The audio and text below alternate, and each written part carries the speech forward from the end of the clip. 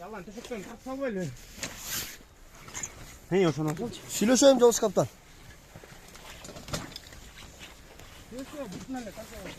Kamerayı tam şeker kısmı gene. Ya şimdi bak. Gir Hazret. Mutlar ya sen takın. Svet. Işığı açın, çalıştırın. Çalıştır. Jeneratörü çalıştırın. Tart. Sen tartı Ne batmaytasın mı? Geleme çeçineyin. Mutlarla vermezsen mutlarla. Sesi geliyor, tamam korkma. Ses geliyor. Oley konuşuyor. Konuşuyor. Çocuk. Hayır. Hadi çık. Korkma oğlum korkma. Al şunu. Korkma yavrum oğlum. Korkma alıyorum seni oğlum.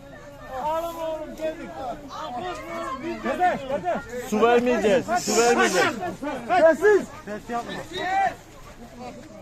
Ses yapmayın. Ambulans. Işığı niye kapattınız? Geliyor. Hadi. Çıkardık. Ambulans hazırlayın. Ambulans. Maşallah. Allah.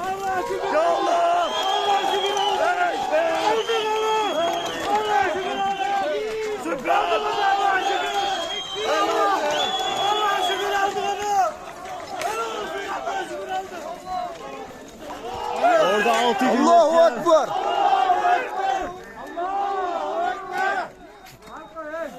Ambulans geldi mi? Geliyor abi. 11 fevralga tungi saat 23:30 Kagaratda ыкчам маалымат билдире турган болсо куткаруучулардагы 3-чү тирүү жаранды таап ушул завалдын астынан таап чыгышты.